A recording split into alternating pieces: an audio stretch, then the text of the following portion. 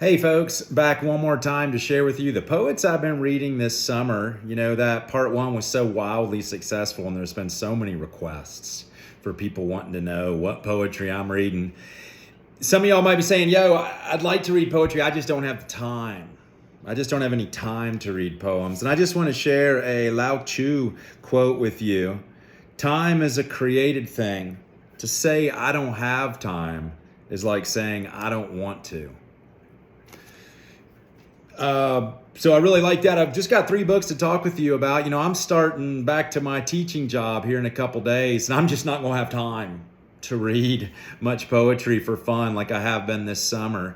So the first poet I want to talk about, one of my favorite Black poets out of New York, in the New York City area, Carla M. Cherry. You know, I recently, as the editor and publisher and owner of Grandma Moses Press, I just recently published her chapbook, Clap Your Hands, Stomp Your Feet. I don't have any to show you because they're pretty much sold out and I need to print some more. You know, I'd recommend you order your copy of Clap Your Hands, Stomp Your Feet. Right now, there's only 20 left. I got to print 20 more and then the first edition will be out. Here's what you need to know about Carla Cherry that she does both in this book and the one I published by her, is she's full of optimism. She figures out a way to put in the pain and the hurt of the human condition, but also goes that extra step of healing and uplift. And that's what I continue to be drawn to with Carla M. Cherry's work. Now, this one is called Stardust and Skin. And see, Carla Cherry ended up attending a multimedia workshop called More Than Just, which was put on by Peggy Robles Alvarado. And the purpose of this workshop was to bring women of color together to engage in healing exercises, celebrate themselves beyond being daughters, sisters, mothers, or wives, and to participate in a photo shoot and share their experiences with communities at large. Well, I'm one of the community at large, and I really enjoyed reading about her experience in this workshop. So this book mines all sort of pain, personal pain, but also, as I just said, sort of lifts out of that. One of the poems I wanted to share with you, oh, hey, before I share this one poem, I also wanted to say that there's artwork all throughout these. Every single poem in here has artwork associated with it. And I really appreciated the art in here. It really added to my experience of reading. Really like this one. And so it was just a really pleasurable book. This is more than just simple line drawings in here. The art was really, really unique and really well done. So the one I'm going to read to you is called The Spiritual Bath. And you can see we got a figure in a bathtub there. I really like the practical nature of this poem. Like, it really gives you the recipe. It really lays out specifically of how to make your own spiritual bath. So I like how this poem is good for the mind, but also like very practical in terms of this recipe. Carla M. Cherry from 2020, The Spiritual Bath. Early morning, I scrub my tub clean, put on a small pot of water to boil, placed leaves of sage, basil, hyssop, white willow to cleanse the brain, cinnamon and peppermint to stimulate the circulation, to steep for 30 minutes. While I sat on my sofa waiting for the orange glow of sunrise to stream through my window. When it was time, I strained the leaves and put them in a bowl, put aside the herb-infused water for tea, covered it to keep warm. Filled the tub halfway with warm water, placed the herbs in it with 3 drops of myrrh oil, fragrance and cleansing, disrobed, sat, closed my eyes, deeply inhaled the sharp notes of the herbs. 7 times I cupped the water in my hands, let it drip down my head, face, throat, heart, navel, and said my affirmation. Good morning.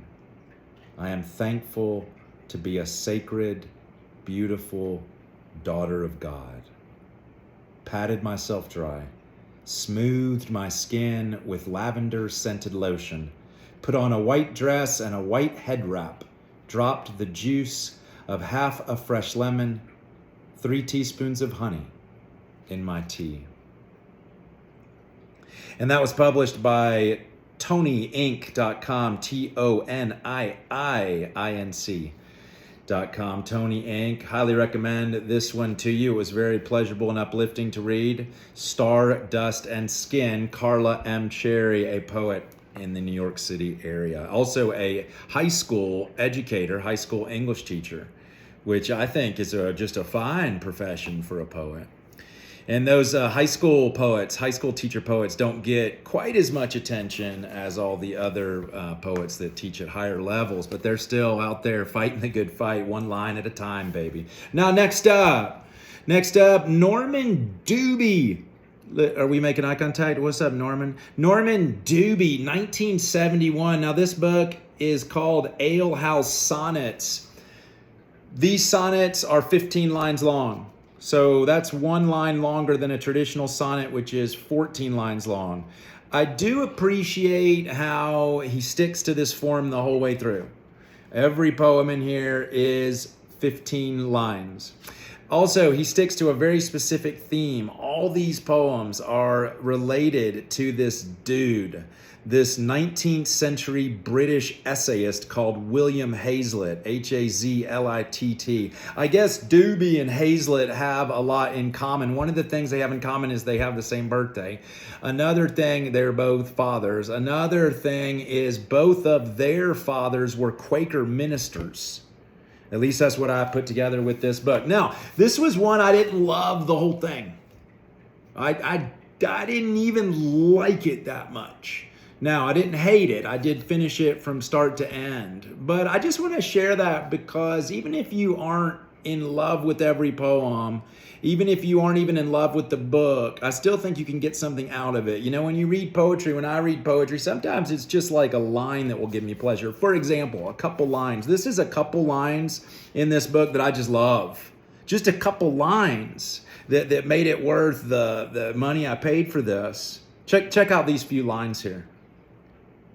Our nights open, explosive like the great doors of a carriage barn, spilling dark, angry horses, their nostrils hot and moist.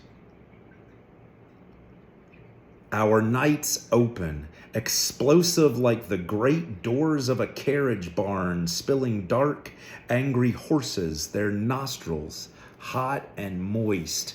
I love those nostrils on those horses. To me, those couple lines is worth this whole dang book. Now, I do want to read one full poem from here.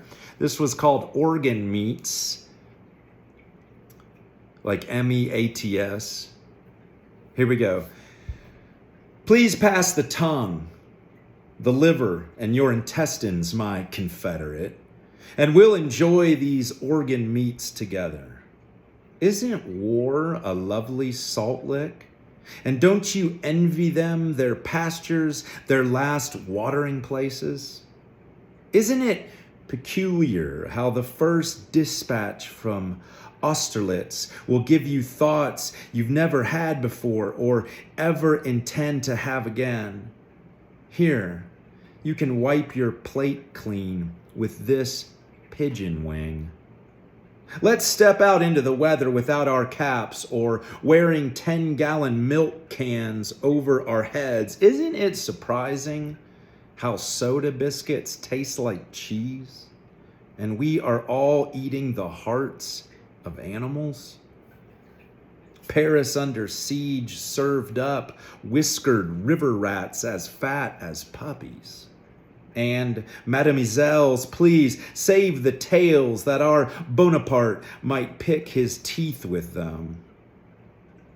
I guess I really like in that poem this wipe your plate clean with this pigeon wing. I really like that. Anyway, this book, should you rush right out and get this one? I don't know. ALEHOUSE Sonnets. Norman Dubie. I kind of shared the best parts with you. Alrighty, now, hey, my final book today. Thanks again for listening. And this is just so sick. I've just fell in love with this poet. Could not stop enjoying this book. The Essential Ruth Stone. I had not heard of her before, and boy, am I glad that I discovered her. There is a art film about Ruth Stone that's kind of circulating in film houses right now. So there is a little bit to learn about her and watch about her.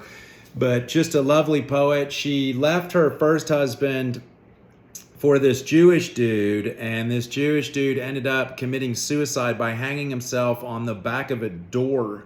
And I think he hung himself with some type of silk rope or something.